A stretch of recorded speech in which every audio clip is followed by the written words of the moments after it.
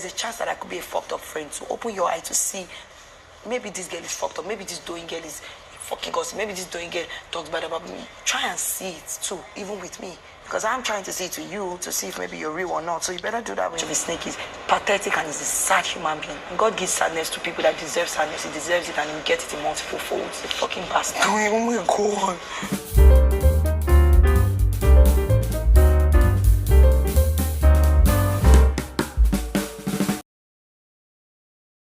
So, as I speak to you all, Adekunle's plans are in motion. I did a video yesterday informing you all about Adekunle's plans to cause some emotional and mental damage in the Level Up mansion. And I actually, guys, to be very honest, when he had that conversation with Swags and Diana, I was racking my brains like, how exactly does this guy intend to execute this plan? He had mentioned that he's very, very wicked, that he has a part of him that's very, very wicked that people do not really know about. And so the fact that he came with his nice self, right?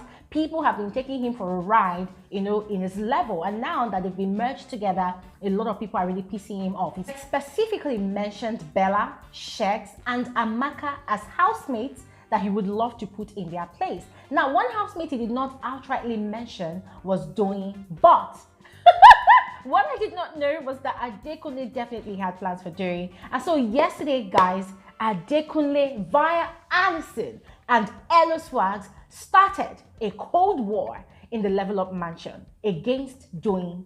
Guys, as I speak to you, Doyin is furious. Doyin is possessed with rage towards Adekunle. She wants to explode, but then she has made a promise to her friend Alison to not react. Guys, there's a lot of stories, there's a lot of backstories, there's a lot of drama involved in this whole narrative as to why Doyin is really pissed. So on this video, I'm going to be unpacking all of that. All right, so please make sure you watch to the end of this video. Do not go anywhere. Don't even skip any part of this video so that you do not miss out on any bit of it. All right, but before I get into the conversation proper, let me officially welcome all of you back to my YouTube channel. You especially welcome back. My name is Bbnaija. This is Frankly Speaking with Glory, and I am the girl with the tea. The tea of this video is all about the rivalry that is going to soon be established between Adekunle and Doyin. If you're new on here, please do not forget to do exactly what you see on your screen. And again, this is another reminder to those of you that have been watching my video for many years and you have refused to subscribe. I don't understand. This your subscription. Is it money that you don't want to release from your hands? What exactly is the problem? Please go ahead and subscribe, all right? And also turn on your post notification bell. That is one of the easiest and fastest ways for you to receive alerts of my videos whenever I upload a new one, especially if you're looking for that space where intellectuals exist, where you can get the most detailed, factual, and accurate analysis of reality TV shows, movies, and trending social topics.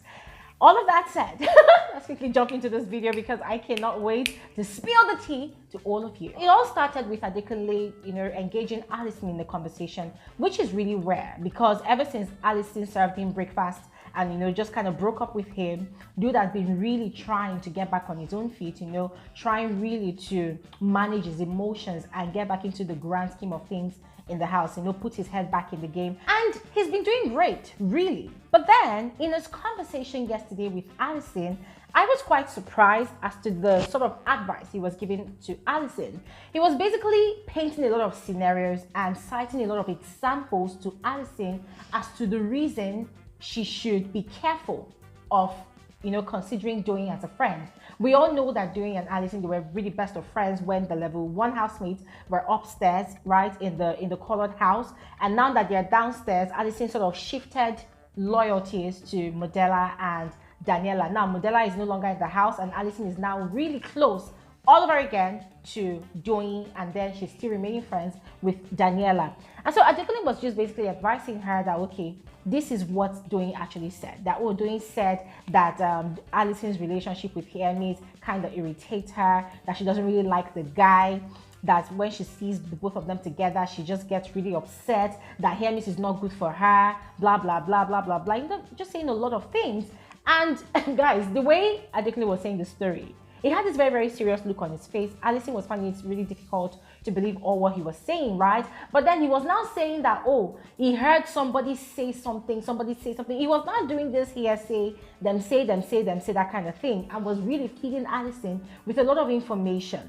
Now, after all the plenty talk, Alison, of course, was really asking a lot of questions that, oh, and when did they say this? Why do you think they said that? But I definitely was feigning ignorance. That conversation left Alison completely confused. It left her conflicted as to who to believe. Yes, she knows that Doyin can be very, very cuckoo sometimes. She's aware that Doyin is very, very opinionated. And she's also aware that while she was still with Adekunle, Doyin has said a lot of things about her relationship with Adekunle. So that kind of made her believe most of the things that Adekunle was saying. But still in the spirit of, okay, this person is my friend, I really love and respect this person, she decided to go ahead and confront Doyin. Adekunle, on the other hand, was having a conversation with Gidifire about Rachel. Now, guys, the thing between Gidifire and, or rather Adekunle and Rachel, guys, it's quite precarious because we don't even know if Adekunle genuinely has feelings for Rachel or not, right? There was this close-up, the close-up task. So he has started off by interrogating, because that seemed more like an interrogation. So he has started off interrogating Gidifire about his feelings for Rachel, if he had feelings for Rachel, if he wanted to be in something with Rachel. And Gidifire kept on refusing. And he said no, that he wants to be sure. You know, because of the question that Ebuka had asked the previous day, that's on Sunday night during the live eviction show, and Rachel had said that, oh yes, she's fully aware that Gidifire had feelings for her. So he was asking Gidifire in return if he has feelings for Rachel. And Gidifire kept on refusing that no, that it does not have any feelings for Rachel whatsoever. And the person he really wants to make things up with is his friend Diana. And then Adekunle said, okay, that he really wanted to be sure so that he would understand what's going on, because he had actually had a conversation with Rachel before, and the way she's been behaving, it looked as though she's becoming friends with Cheesy, flirting with Cheesy, you know, just doing things around the house, moving in a very, very funny way just to make Gidifire jealous. That he had had a conversation with Cheesy, and Cheesy has said that honestly, he does not even understand what Rachel is doing, you know, that she keeps coming at him, that it seems as though she's trying to use him to make Gidifire jealous. Whilst they were talking about Rachel, out of the blues, Adekunle just brought up Doyin's conversation. Guys, it was very, very interesting and hilarious the way he brought it in. After that conversation, we saw Alison having her own conversation with Doyin. Now this time around, she was very direct with Doyin, asking Doyin, listen, I need you to be very honest with me. Is there anything you don't like about my relationship with Hermes? You said it.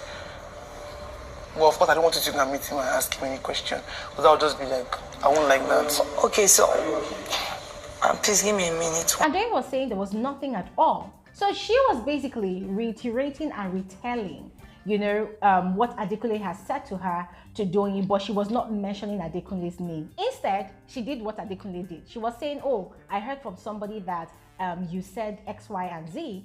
And Doyin was literally losing her mind. She was going crazy. And she was like, who is this person? I want to know where this whole narrative is starting from, yeah?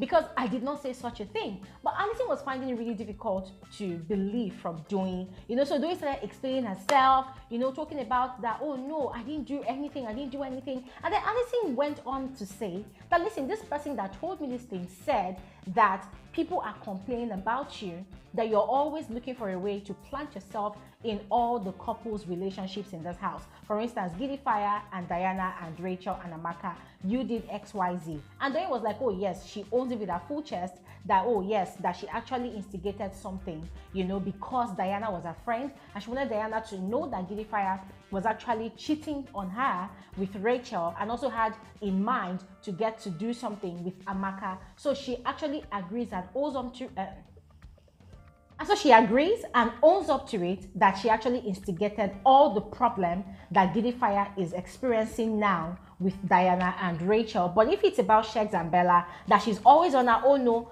Shegs and Bella are the ones that is always coming to consult her, you know, whenever they have issues, that she never ever goes to put her head into people's relationships, that even Phyna and Groovy, that she has never had a conversation with them, that in fact any housemate that she's having conversations with in this house, that they're the ones that are always approaching her for advice, for her own perspective, that even Shegs gave her an assignment to tell Bella something, but till date, she has refused to tell tell anything to Bella because she's feeling awkward about the whole situation. She was just going on and on ranting. But still, Alison was finding it really difficult to believe because of her previous experience with Adekunle. And it was Doyin's analysis of her relationship with Adekunle that kind of also encouraged and influenced her to call things off with Adekunle. So it was kind of difficult for her to believe Doyin at that point in time. But then Doyin started crying. She started shedding tears because the whole thing was overwhelming for her. She felt like people were ganging up against her. And she started saying that, listen, that she knows that somebody is making a deliberate attempt to tarnish her image, to soil her reputation in the house by spreading some negative narratives around, about her. That was how she started begging Alison to please reveal the identity of this person. Now, Alison initially was refusing, but then much later, Alison agreed and spilled the beans to Doyin. Guys, Doyin almost went crazy. Doyin started cursing Adekunle. Pathetic, and is a sad human being.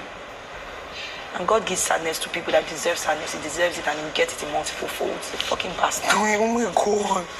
Doyin. She wasn't really surprised, but she was upset. She was cursing this guy out. Now, guys, the interesting part of this is that all the while that Alison and Doyin had been having this conversation from inside the house to outside in the garden, Adekunle had been moving past them, and he had been eavesdropping on the conversation from time to time. He knew, guys, he was very aware that they were talking about him. Alison had actually revealed his identity to Doyin, but he did not care. Dude was in fact in a very, very good mood. It was as though he was waiting for a reaction from Doyin. And guys, in as much as I was very upset the way the whole thing was scary, it was so entertaining to watch. Adekunle had quickly gone to meet Swags, whom he had told his plans, to initially. That was from Saturday night. Who? Dodo. Yeah. That's what. What was that? Yeah, I thought I don't know where it's coming from. That's just rumor. Okay, cool. So you are going to tell Swags that, listen, plans are in motion. This is what is happening at the moment. If anybody comes to ask you anything, tell them you do not know. I want to have the upper hand. Cool. So I denied the flat. But yeah, what's it called? I spoke to Alison today.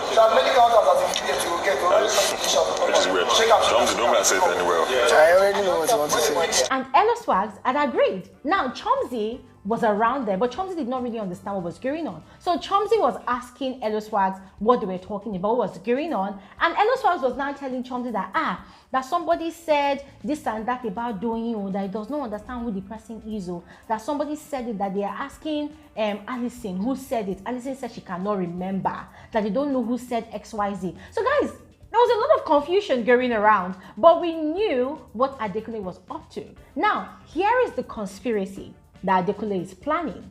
Adekunle's intention as at yesterday, I don't know about today, but as at yesterday, was to spread all these wild tales about Doyin, considering the fact that yesterday was nominations. You're wondering why Doyin got a lot of nominations? That's the reason why. So his intentions was to spread a lot of wild tales about Doyin, so people will start seeing Doyin as, oh my God, this girl, she's an instigator, this girl, she's a gossip, this girl, she likes interfering in people's business in the house, she's on a mission to break all the ships in the house. That was the agenda, and that agenda moved because there was something nasty that Adekunle said to, what's his name, Swags. Doyin has said that, you asked me out and I refused. Now that you're with Chomzy, you're wasting your time because Chomzy is not your class.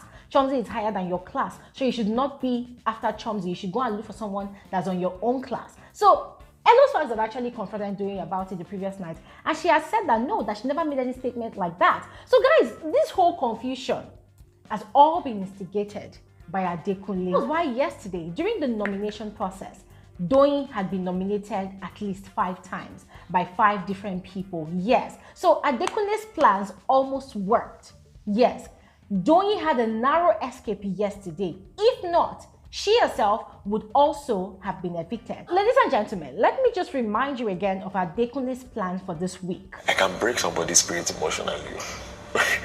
If I am saved tomorrow, I am going to spend the next 5 days doing that. I will want to fuck up your strategy and your mentality so that I'm in a better place. His plan is to cause some emotional damage, mental and emotional damage to a lot of people, specifically Shegs and Bella. Amaka is out of the picture now. His plans has worked. Yes, but now there's Shegs and Bella, and now it seems as though there's also Doyin in the picture. So ladies and gentlemen, if you're enjoying all of these Adekunle's madness, just go ahead and let me know in the comment section below. If you have your reservations about it, still let me know in the comment section below. I'll see you all on another episode of Frankly Speaking with Elijah. Do have an amazing day.